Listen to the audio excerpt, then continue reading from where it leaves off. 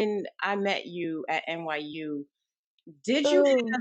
internships at the time? I'm trying to remember. So I had a high school internship from 2014 2015 for a mobile gaming startup company in Mountain View, where I did some social media and some customer support things. Um, I also did some of the general tasks, and depending on which department needed help, occasionally I'll help them. So sometimes, if the art team needed references, I would grab them. If QA needed someone to test a bug or try to narrow down where the bug is coming from, I would do that as well. So it was a really great starting point for me just because I got to experience so many different fields and so many different environments and teams and, be a part of each one to see which one I really liked. And that was amazing about being at a startup just because I got to wear so many hats and I got to try so many different things that ultimately I was able to kind of solidify where I wanted to go, when I grew up on my career journey. So it was definitely really cool. And so I was really grateful for that opportunity for an internship. And then I also did a summer internship in Massachusetts for another mobile game. And so I did a lot of the art actually, a lot of like creating assets for the backgrounds. And I helped with some of the character design, some of the UI, UX, which was pretty cool. So I got kind of both sides of the game development process for mobile companies. So I got to actually be on the people side, talking to people playing our games, being more of a part of the community, and also being a developer in terms of creating the backgrounds and assets for the company. So it was really nice to see both sides of the process and get a feel of how teams in different environments collaborated and worked on a project. And so I really appreciated those two opportunities, and those were my two main internships at that time, um, or during my college career. So yeah, that's kind of where I was. Those were my internships, so I did have a bit of experience, but I changed majors like two times, so I Which completely isn't didn't uncommon. exactly. Mhm. And so I felt like I had so many varied interests, and NYU had so many offerings. I just never knew where to go. And so while I kind of had an idea that I wanted to be in the gaming sphere, I didn't know what part of the gaming sphere I wanted to be in. So did I want to be more communications? Did I want to be more towards the art pipeline? And so, even to this day, I'm still wavering back and forth. I have hobbies on the side where I'm creating art. But my main job right now is doing communications for the English speaking regions of my current company. So I guess it's a bit of the best of both worlds right now. So I kind of want to back it up because I'm thinking about some of that individual who's listening to your story. So when you started Yep. college, you had some internship while you were in high school. What prompted you to do that? Did you feel that, you know what, I want to learn about this, industry that I want to get into? Because I feel that that is so important that people start to get a head start of their career, even like way before. Because think about if you didn't have those opportunities trying to apply to positions when you got into college. So what Oh, prompted you like in definitely. high school? Was this something that like your high school, guidance counselor connected with you, or was it something that you decided to do? No, I completely decided to do this on my own. I was playing one of the games that my internship company had created, and I was thinking, "Wow, this is so impactful," because a lot of their topics that they talk about are like cyberbullying or mental health issues, and these are really prevalent topics that we don't, communicate enough in our current society. And so I just felt that what they were doing was so impactful and so important, that I really wanted to be a part of it. So I just went into the support page and I said, "Hey, I'm studying at this high school. I noticed you guys are really close to me. I'd love to be able to, get in shadow, just kind of like see what you guys do and how you do it, and just learn a bit more about the processes in an ordinary company." And so they were like really receptive. They said, "Hey, like this seems really great, and we're really excited that you're enthusiastic about our company and what we're doing and our passions." And so they ultimately ended up inviting me for a internship interview, and they didn't really do that as much. I think they only had two other interns throughout the span of when I was working there, and they grew their internship program a bit more after I left. But it was really unique just because I was able to go in, and the first day they were like, all right, tell me everything you're interested about. What do you like doing? What are your hobbies? What are you looking to get out of this? And so I just listed off everything that I was interested in, and my interest was so varied at that time, and still, that they said, okay, what we can do is we can just set you up a few days with each team, let you try out which, what they're doing, see what they're doing, and see if this is something that interests you. And so I spent time with the writing team, creating polls for weekly events. I spent time with the community social media team, customer service, QA, art. I didn't really touch any of the back end operations like finance, marketing, anything like that. So it was more actually getting in the actual development of the game. And so I thought that was really unique just because I was able to host campaigns with a nonprofit that centered around cyberbullying that's based off of London. And what kind of high school is able to, or high schooler is able to do that when they're starting out at their first internship. And I just felt so blessed to be able to have that experience, just because it's not every day you stumble across an opportunity like that. I think you have always, always made me so happy because when I hear, the fact that you take the initiative to take control of your career, I've always admired you for that. I didn't even no, really, just to think about the story before you even connected with me in college, how in high school you were already taking charge of your career. It wasn't as though they looked out for you. You went and you sought out for them. So I think Yeah. that's really huge because a lot of people need to understand you got to take charge of your dreams and aspirations. And then I also want to just make mention too, because you said a couple of things that is I know so many people can relate to the fact that you're not too sure what you want to do, especially when you're in high school or even Yep. when you start college. No, because I actually myself too, I went through so many different professions or so many different majors before I actually decided that, HR was my thing. Oh, So definitely. I Yeah. I think I commend you for not feeling like just because I don't know what I'm going to do, but I'm going to try different things. I think that's so big when you're trying to get your career jump started, like just to try different things. So here you are now at NYU, you have that internship experience. And I'm trying to remember which year I met you. I think you were like you weren't a senior yet, if I'm not No, mistaken. I was a junior. I think it was what, let's see, I graduated 2019, so 2018. Yeah, I think around there. Yeah. Yeah. I walked in because I was just all over the place, and I didn't know where I wanted to go or how to tailor my resume to make sure that it was meeting the job description that for the jobs I was applying for. And so it was definitely it was a really chaotic time in my life. But no, I started like in liberal studies in Italy, just because I was like, what kind of freshman goes to Italy during her first year of college? And so I wanted to explore everything. And it didn't hurt that absolutely loved pasta as well. And being able to eat pasta every single day for a whole year while I lived there, oh, absolutely phenomenal. And I think I traveled to like 15 countries, like while I was there, just Nice. because I it didn't know was, that. yeah, it's so easy to get around. You just take a train to whichever European country you want. I actually spent like a weekend in Morocco just because the flights were so cheap and the hotels were also really cheap. The food was amazing.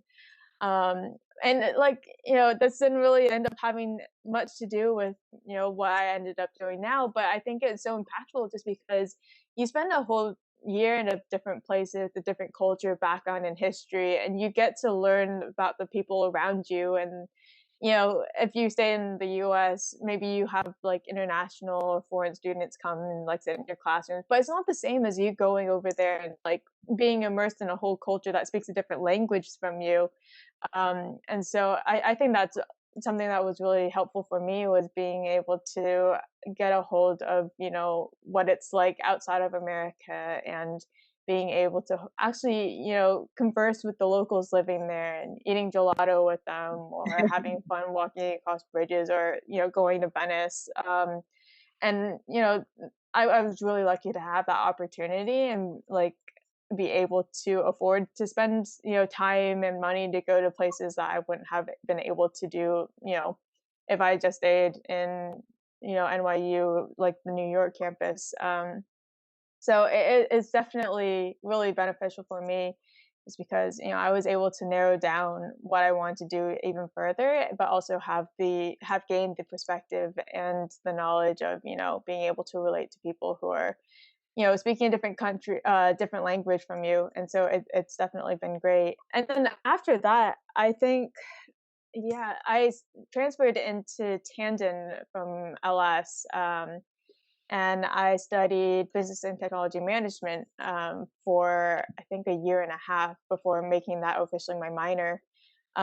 Just because I knew I wanted to be in that engineering space, but I didn't necessarily have all the technically savvy skills that you need to have to become like a software engineer or a chemist or anything like that. But it was the minor I stumbled into was business and technology management, and so it was a bit of the best of both worlds. I was able to learn about supply chain operations and business management from a technology side. So it felt like at times I could be the middleman between a coder and someone who wanted to be in marketing, and just try to like find ways to make both of these teams work together and understand each other, just because coders have a different set of vocabulary than marketers would, and being able to understand both was something that I thought would be really impactful for my career.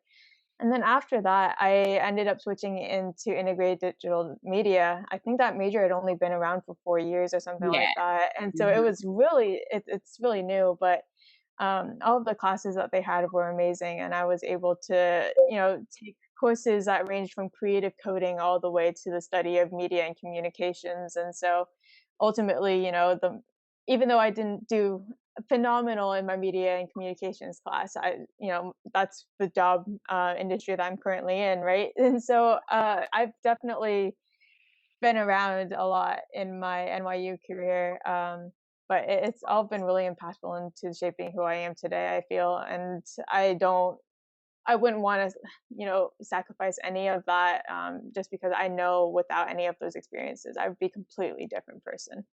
I remember you coming into my office and you sat down, and I think you felt like, I'm not even too sure which direction to go. And Oh, definitely.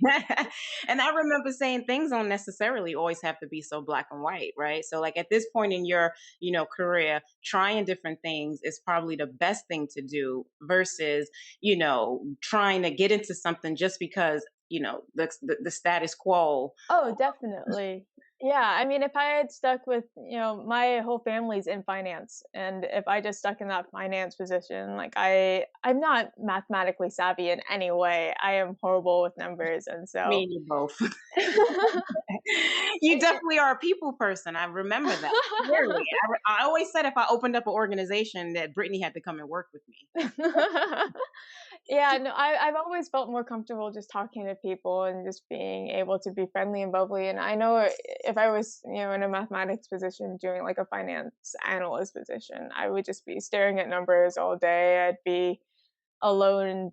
I feel like I'd be secluded and just staring at, until numbers started to swim in my head. But no, it's really cool just because I'm able to kind of, step off the beaten path in a way, kind of forge my own. And my parents are amazing at supporting me in terms of making sure that I take classes that interest me, or look for careers that align with my interests as well as what I'm good at right now. And so I'm lucky to have that support system, but I'm also really glad that can take the initiative to kind of reach out to different people and just say, hey, I want to learn more about this job, or what you do on a day-to-day basis. I remember one of my professors at NYU. I was so nervous about like cold calling and reaching out on LinkedIn, just because what do I have to offer? I'm a student. I don't necessarily, have the expertise or the knowledge to give really good feedback for projects, or have really long conversations about the meaning of, I don't know, color and light in an environment or anything like that.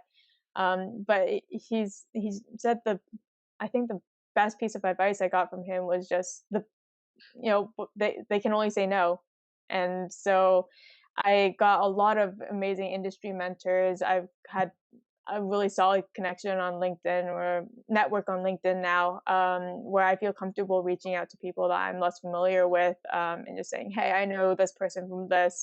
And I graduated 2 years ago, but I'm still kind of working my way through the industries and the career paths, and I'd like to know more about what you do, just because everyone's job I think is interesting to me to a degree, and just being able to understand what they do on a day-to-day basis can really help me solidify what I want to do. At least right now or in the future, or have a career path set for me. So it's definitely been a really good experience for me being at NYU, just because, without that push from my professor, or without reaching out to you, I'd still probably just be in a hole, just being like, I'm not sure who to reach out to, and I don't feel comfortable having that confidence to reach out to people. And there are definitely times where I'm still nervous about reaching out to people, but it's definitely less so than where I was before. I think I want to kind of stay there about the networking piece because it's really big. That feeling of rejection, like how did you deal with it?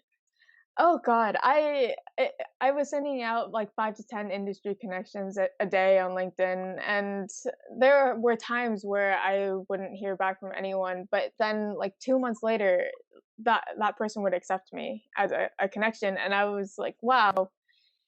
I mean, I didn't expect that. I figured, like, after, 1 or 2 days, if I didn't hear back, I guess I just move on because they're not going to see my invitation anyway, or they probably rejected me for some reason. And so I think that first time that I actually connected with someone and that connection was so impactful for me, I went to a lot of industry networking events because of this connection.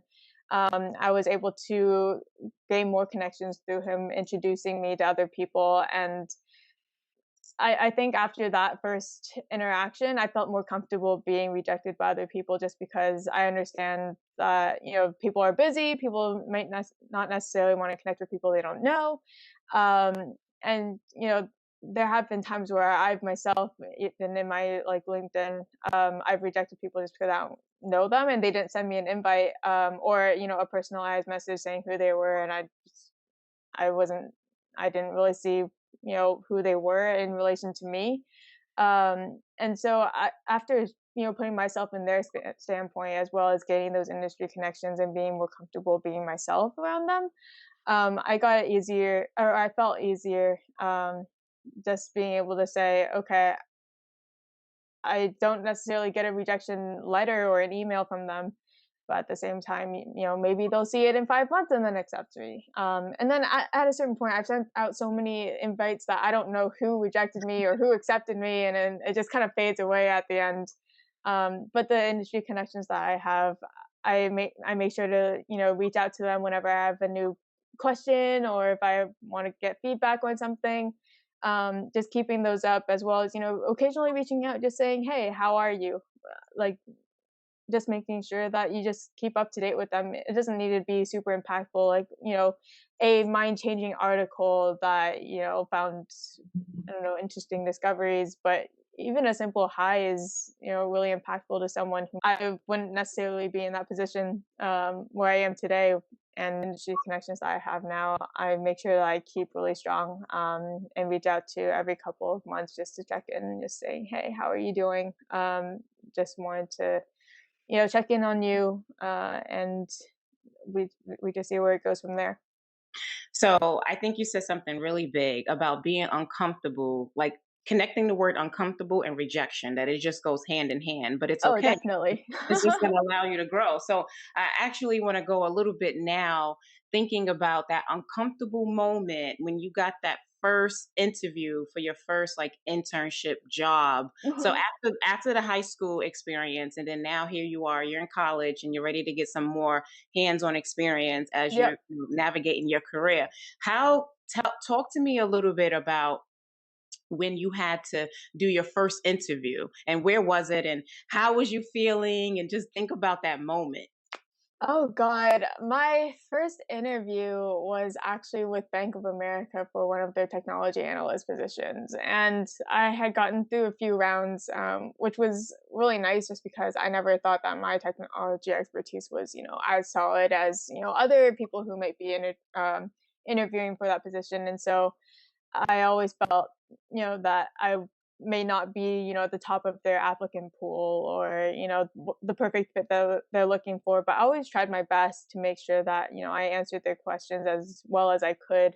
I made sure to also be truthful about the information that I did or didn't know. And so at the end of the day, I just tried to be myself. I mean, you knowing me, I can talk for hours and hours and be all peppy and happy, but at the certain point, I mentioned to you before that I feel like I mirror the interviewer, and so there have been times where if they're sullen or monotonous, I sometimes feel the same way, and I'll reflect that upon my answers. I won't be as succinct. I won't feel as energetic in my responses, and so there was the interview that I had, it was with 2 people. One of them was on the more serious side. He was, very short and concise with his words, and the other one, was kind of the same personality that I was. We were both bubbly and joyful and happy, and there were definitely times where the interviewer, who I felt more personally connected with, would ask me a question and I'd be able to mirror him and just, talk for as long as I needed to make sure I answered his question. And then on the reverse, whenever the other interviewer asked me a question, I'd sometimes feel flat or insecure or not sure of myself and my answers because I always felt that if a interviewer was happy and they showed it or you could hear it in their voice, that means that, they liked me during my interview. And if they were kind of on the more soft spoken side or, they weren't talking as much or laughing as much or, smiling through the phone as much, then I always felt like I wasn't doing as good of a job. And so, um, I ultimately didn't get that position. And I think that was fine with me just because I felt that I wouldn't have been a good fit, just because there were moments where I was talking to them where it kind of felt like I wouldn't be as good fit as the other applicants. They were more succinct in their answers, or they were able to, answer a more technically driven question better than I was able to. But all I could do, even if I've given my best, is just kind of keep looking for that next opportunity and making sure that I understood that, you know, maybe it's just not the right fit for me at that time, and or maybe it's just not a good fit for me overall. And so I'm really glad that I at least had those rejections, especially earlier in my career, just because it helped me set up with a better idea of, what people are looking for, how I should be responding to them, how I should find a way to, make sure I stand out amongst other applicants, as well as, you're also, not only are they interviewing you, you're also interviewing them. And if, you're not feeling as excited about that position when you're talking to them, do you really want to be in a position like that? And I think that was something that I learned, um, really, really quickly, just because, there have been times where I didn't get a position and one of my friends, got a role that was similar to theirs and they weren't as happy as, they thought they would in that position.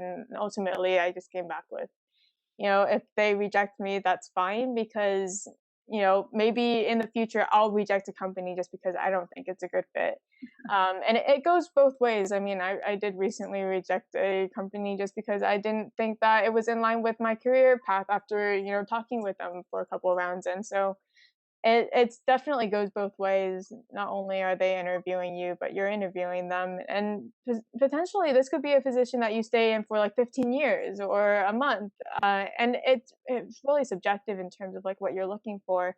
And so, I'm lucky to be in a place where I can just say, all right, this opportunity isn't the best for me, and so I'm going to wait out until something better comes along that's more in line with my goals and makes me excited. And the team I've been working for is fantastic, and so it's just definitely been eye opening that I'm able to reject a company as well as they're able to reject me, and so So it's really interesting that dichotomy of just being able to actually realize, huh. I don't need to always be the one giving my best impression. They have to too. And so I totally agree with that, and I love that advice. I want you to also talk about what do you do to prepare for interviews? Because, think about that one person who have never been on an interview ever before. How would you tell them to prepare, and what was your experience around that?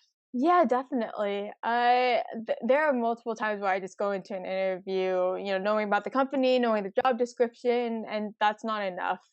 Just because there are going to be people who do a lot more research than you, or have that, family or industry connection that you don't. And you've got to find a way to, make sure you stand out, and that could be really hard depending on what they're looking for, because ultimately you have a job description in front of you, but maybe they're looking for that one quality that they're not specifying, or they're looking for like a spark of energy, um, or maybe they're just looking for someone to do the work. And so ultimately you don't know what kind of person that they're looking for. You only know what that person would be expected to do. And so I've always tried to inject as much personality as I could, or at least of my personality that I could in these interviews, making sure that they understood that I was, happy and peppy and excited about the work that I'm doing right now, as well as the potential work I could be doing for them. There have been times where they talk about a project that they're doing or a hurdle that they're on, and I'll find, something to throw in myself as a contribution. Like, oh, they're working on this project. How can I help? Or what kind of ideas can I bring to the board that can, you know, make it so that they're more incentivized to hire me over someone else. Instead of, if you ask a question like, what kind of challenges are you facing in an like, over the next year in an interview, find a way to turn their answer into how you can potentially help them. And I think that's really important, at least for me, when I was interviewing. There was a hypothetical about, if someone, especially in my role, just because my role is communications and social media, right?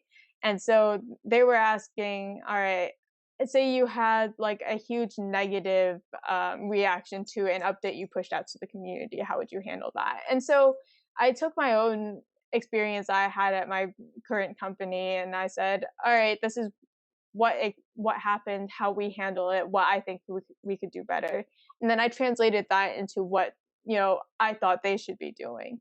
And so I said something along the lines of, all right, we need to make sure that we address their sentiment, have understanding and empathy for them, as well as understanding, what we could do better on our side and what we will do in order to make these changes happen in the future so we can prevent this from happening again. And obviously every situation or hypothetical is going to be different.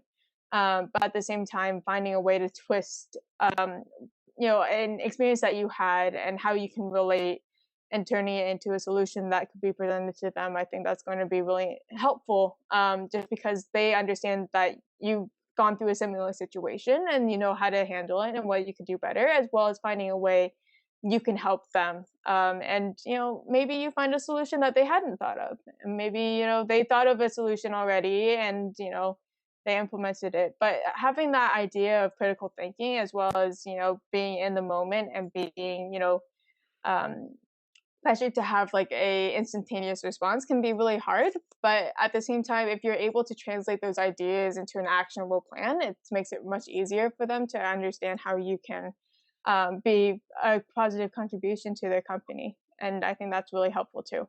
So, how do you deal with nervous energy? Ha! I have a lot of nervous energy.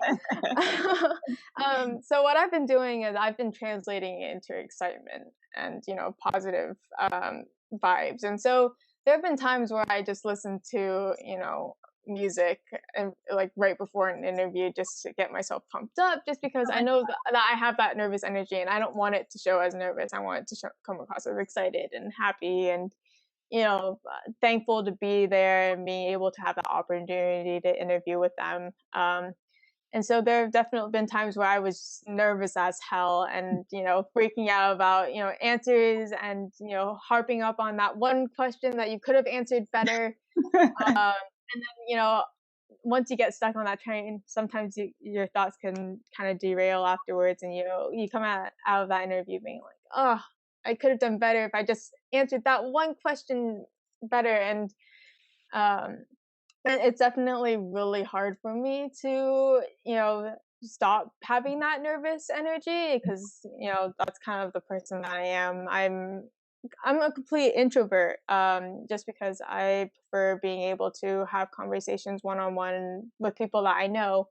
Um, and I'm not great with speaking to strangers, especially on the phone, just because I can never tell how they're reacting. And so, one thing that I kind of translated was I know how I can control myself, and these are the ways that I can channel my nervous energy into something that can ultimately be conducive and positive. Just because people when you're talking to in interviews, if they can see your excitement or they can feel their excitement, then ultimately it's a plus for them because they know that you're excited for the role and that you can find a positive way to contribute. And ultimately people are just happy that you took the time to interview with them. And especially if you can come across excited, they feel ultimately happier just because maybe they found a good fit for their team and they can contribute that positive energy for towards your team.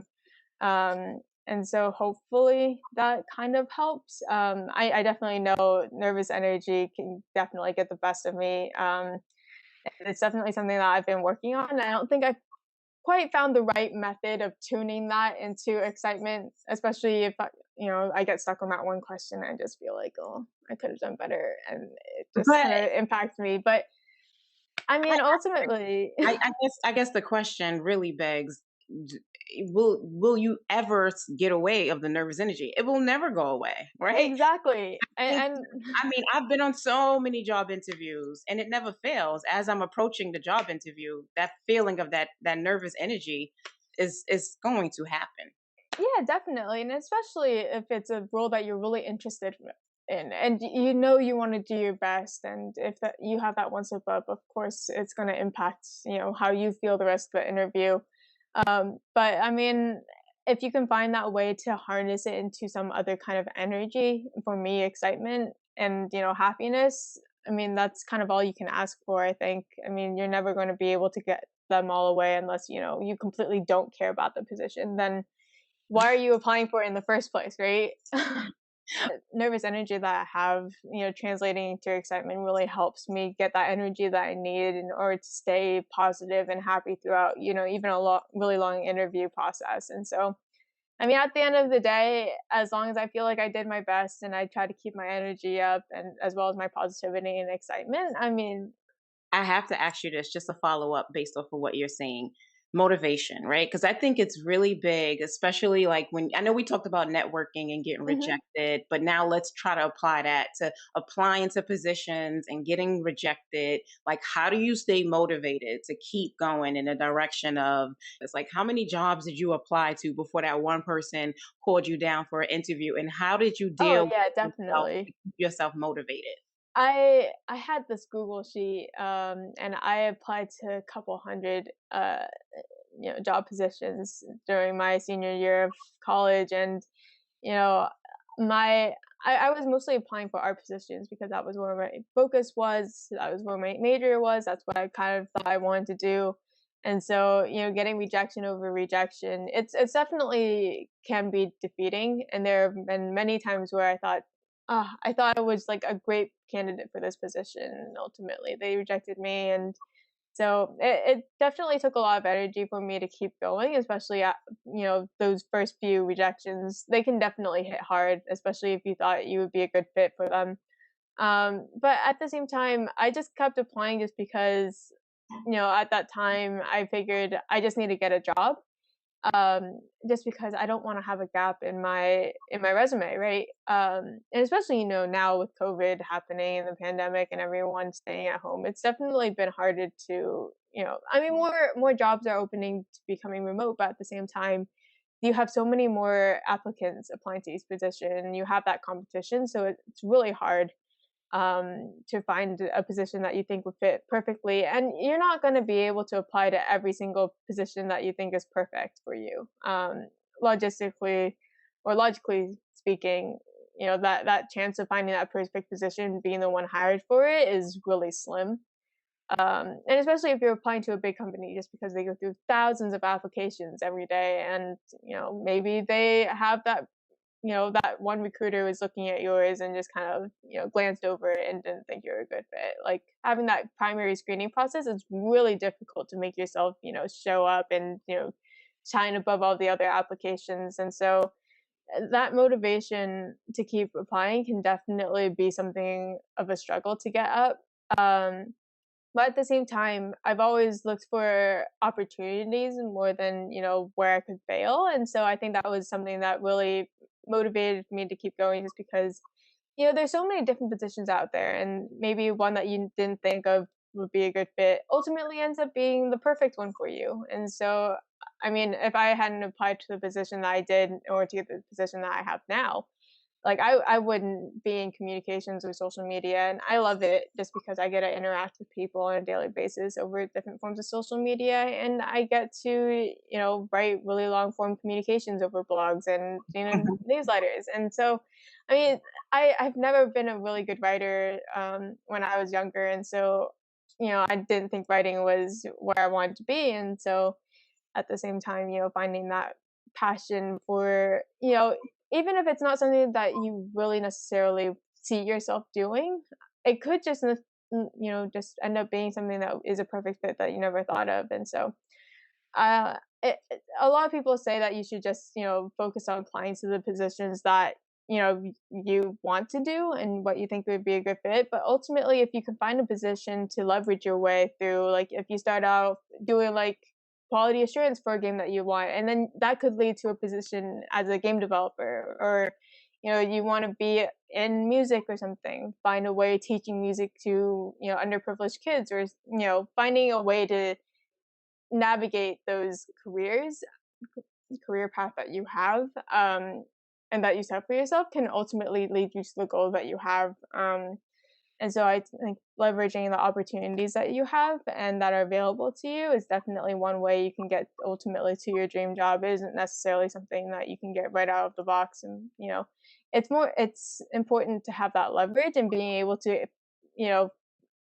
see the opportunities that are in front of you and being able to decide, what can ultimately help you get to that dream. You know me, I'm definitely someone to tell you, don't fall in love with a job that you Yep. see online, because way too often people read a description and they're like, this job is for me. I have all of the qualifications. Oh, They are going definitely. to call me back and I know that I'm going to get this interview, and then they sit there and they wait. Oh And gosh. Yeah, I no, just I there's really definitely want been you times that I've done the same exact thing that you've said. and I think it's big though, because a lot of people out there who is listening to, something like this, they need to understand that it's not just you, right? So Oh, one yeah. job, when you apply to, there are thousands of people that are going for that same position that you're going for. So you have to look at it like, read it, apply, and move on. And I think you mentioned that there were times when you applied to hundreds and hundreds of Yep. positions. And I think people need to hear that, right? Like, you can't just think, and I'm not saying that you can't apply to like 10 positions and get lucky, but why not increase your chances, and you Yeah, exactly. continuously apply, apply, apply. So that's really big. Yeah, Yeah. definitely. And there was a position that came across, a couple months ago that was like, this is perfect for me. There are people that I know at that company that could potentially get me a connection, or, there's, it lines up with everything that I'm doing today at my current position. So this would be perfect for me. And so at that time, I sent in an application, I sent in a cover letter that was personalized to the max. Like I threw in my own experiences, I threw in how my current experience at my current position can help translate into what I could be doing for them. I talked about, the charity organizations that they supported, and, how much that was impactful to me. And so I thought this was like the perfect cover letter. I thought I had like the perfect resume submitted in, and ultimately, like I got an email saying that that position had already been filled like 4 months later. And so I was, like you can't keep your hopes up for that long. And to be quite honest, like after 2 months, I thought that they already filled the position, and I just moved on, and I didn't expect to even get an email from them. And so the fact that I did was kind of surprising to me. Um, But definitely it wasn't even like, a top level position. It was, an associate's level. And so, it's there's a lot of people who are, just graduating out of college, or, they want to switch a career path, that are also trying for associate level. So it's definitely not just, you applying to that one position and then they see only your application. It's definitely a really hard competition out there, especially for a larger company.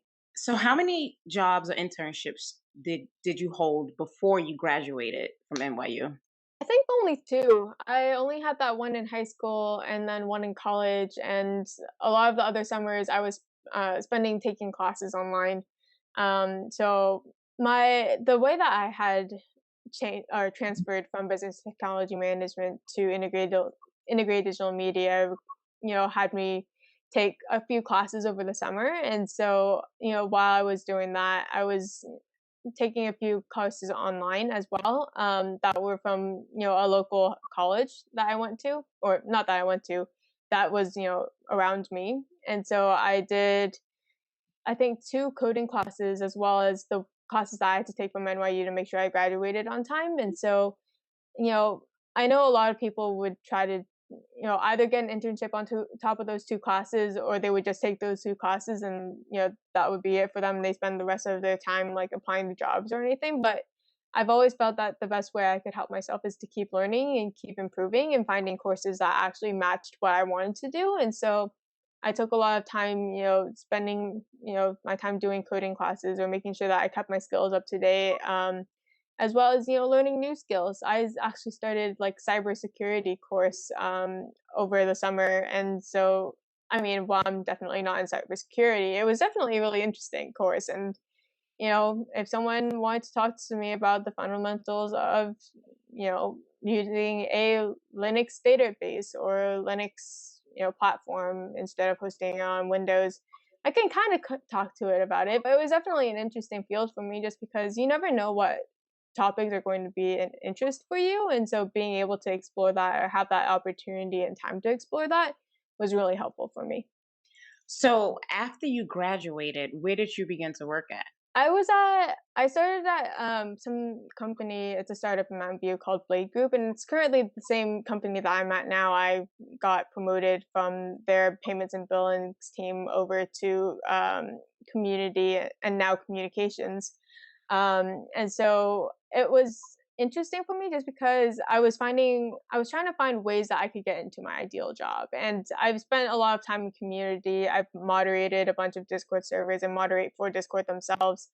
And I did, volunteer services, moderating, websites and forums. I've had experience with social media. I mean, at least now, who hasn't, right? And so I was trying to find a way to kind of leverage my existing opportunities and skills, and finding a way that I can leverage myself to, ultimately have that position open up for me at the end. And so what I thought was best for me, or at least the position that I wanted to go into, was that the payments and billings team that I was in allowed for me to have some time working with the community team. And so I would write articles for them. I would section off, time to help with their Trustpilot reviews or answer the questions that they had on social media, as well as doing my position at that time was just, finding ways to prevent churn or retain customers. And so that position really allowed me to kind of get some extra experience in. And so once an internal position opened up for a community manager, I applied, and the team had already seen what I'd done for them, as well as seen what I could potentially do with them, and understood where I was coming from and what I thought was, my passion, and finding ways to leverage my existing skills, with the team and, in my previous experience, to help them. And plus, because I'd worked with them before, they knew who I was, and so that was really impactful in terms of, making sure that I've got the position. Especially, there were other people applying, but the fact that I'd, helped them before and I managed programs with them, it gave me that kind of boost up above the others. And so I I felt really lucky to have had the opportunity to apply to an internal position, just because that's definitely a bit easier, I feel, than, competing with everyone outside trying to get in. And so it was really, I guess it was really, what's the right word for it? It was really fortuitous for me to have gotten that position open up just because the community team at my company is really small.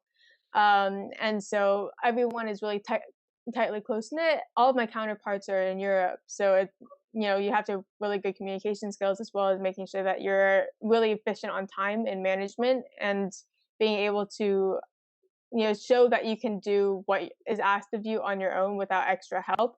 That was something that they were looking for, and so because I was able to demonstrate that, I was able to, after going through several rounds of interviews. It was definitely a really fortuitous opportunity for me. And the position grew into I was a community coordinator, and now I'm community manager, and now I'm like overseeing all of the communications for the English channel. And so it's definitely been a lot of really good growth opportunity for me and experience for me. And so I've been, leveraging that at least written word because sometimes my spoken word isn't too great. Um, Oh, that's not true. I can't believe you said that, Brittany. I would feel more comfortable writing things I am speaking things just because I feel like, I might See, have the best word choice or, I might stumble over something that's like really I small. I think what you need to probably do is just play this back and hear yourself because I feel completely different. I feel that you're saying something that I don't see. So it's funny that you say that about yourself. Yeah, of So course. I kind of wanted to touch on that student that is in college right now that has like no experience Mhm. and they're becoming a junior soon, hopefully maybe be a senior. Like, what Yeah. would you tell that person that has no internship, no work experience? How would you tell them to navigate their career, um, based off of you graduated and here you are now into this workforce? Imagine if you didn't have those opportunities in the past. Yeah, definitely. I would make sure that I mentioned before, like, maybe you don't apply for things that are really an interest to you, but make sure that the ones that you apply to can lead you to that path, right? I mean, if you're not interested in anything financial, maybe don't go down that path, but you can find a way to leverage, maybe it's at a position at a finance company that you could get into that you can take those transferable skills to a position that you ultimately want to be at. And so I think definitely finding your interests, but making sure that you understand that, maybe you don't get that start in that industry that you want, but find a way to segment that into a way that you can actually get that position. I think really what I want to ask you, just to be more like specific, because Mhm. because way too often, in when I was the director of career services, Yeah. I would constantly get no one wants to interview me because I have no experience. That was Mm, like the biggest thing. So I think I want I want people to understand the importance of you preparing yourself prior to graduating college so that gotcha. something is on your resume. I think that's really big because a lot of people need to understand Yeah, definitely. And I think a lot of the positions that I've gotten wouldn't be possible like if I hadn't done volunteering. And so I volunteered, as a moderator for a lot of sites. I volunteered at these like local summer school doing arts and crafts. I volunteered, teaching underprivileged fourth graders how to read when I was still in high school. And so having that volunteer experience for me allowed people to understand what kind of person I was. I love like helping out wherever I can, as well as I love being able to teach people as well as watch them grow and become people that they are today. And I think volunteering is really important just because then you can also build the skill sets that you want, right? If you can, not necessarily if you want to volunteer at a company, but maybe if you want to build your own website, right? You can definitely use that as part of your portfolio and demonstrate that you have the skills that they're looking for if you want to be a coder, or if you're interested in art, obviously, start developing those portfolio pieces. Maybe you can find a group project that you have other people working on to help push you to become the better artist. Or if you are interested in finance or something like that, there's always a lot of, opportunities, I think, in finance. So maybe if you're able to volunteer, spend a couple of days shadowing someone who works at a company that you want to work at, Definitely that can lead to a lot of great references as well as connections that you can develop in the industry. And so finding those opportunities that aren't necessarily paid but can help you improve your career set and your skill set is definitely something that I would look to do, especially in those critical moments right before you graduate. I think it's so big that, when you're in college, it's great to get get good grades, but the Hmm. experience when you out there, like as far as internship or volunteering, Oh, it is definitely. so important that you do that, because way too often a lot of students wait into their senior year or about to graduate and they say, "Oh gosh, I'm about to finish school. I need a job. Yeah, I have no definitely. experience." So I just needed to really put that out there, and I'm so happy to know that you took the initiative in high school. I love to hear stories like that. Yeah, definitely. And at a certain point, people are not going to be looking at your GPA to figure out, if you're smart enough to do something. Because at the same time, you're being measured against everyone who is smart enough to do something. And so having those soft skills or you can demonstrate that you can do more than just that is really, it can be really impactful for any job that you may have in the future. And so building up that experience as well as, maybe volunteering in your spare time or finding ways to kind of just market yourself a bit more prominently than I got this GPA. Ultimately, GPAs are not going to matter in 50 years when you are applying for a director of marketing position at a company. They're going to be looking at your experience and what you have done in the past. And especially GPAs are so subjective depending which school that you graduated from. And so it can vary depending on which recruiter sees. Maybe you have a person from your alma mater as a recruiter, and they understand that this class with this professor is super hard, and you took that, and so like those are so niche and so rare that it's better to spend your time actually building up that experience and showing off what you have done instead of which classes you've taken, just because some people maybe they don't take that creative coding class that you took, but they're able to demonstrate that they have that experience and that knowledge to build a fully functioning website in JavaScript and using CSS and HTML or whatever coding language you want. It's going to be more impactful than saying that you've taken a class. So I got to end off with this, right? You gave me some great stuff, and I appreciate you sharing your story with me. But now, if you had to inspire many other people that is going to listen to this, right? If I tell you this statement, I want you to elaborate, right? Okay. So, navigating your career, what does that look like? For me, at least, navigating my career is finding opportunities that I can leverage to build upon myself as a person, as well as a person working in an industry, whether it be volunteering or taking online classes or building up a portfolio. It's finding ways that I can make an opportunity for myself and demonstrate what I can do for others. And so that's kind of what navigating a career path seems to me, is just making sure that the best self that you present is ultimately the one that you are happy with and that you're able to use to leverage into better opportunities in the future. You stay true to yourself. If there's a position that ultimately you apply to just because you were pressured to do so, you're ultimately not going to be as comfortable and as happy as you are than a position that you actually truly feels can represent yourself. And so, I mean, in an ideal world, you know we would be what we want to be, but at the same time you need to find those opportunities in the real world that allow you to do that. Thank you, Brittany. I really, truly appreciate it. You don't Yeah, of understand how course. much this means so much to me, because you definitely shared a lot of valuable information, I'm especially glad. for that one person who's thinking about, navigating their career. How do I do it? The nervous energy, interviewing, also understanding rejection. So there was so much wonderful things that you definitely inspired somebody.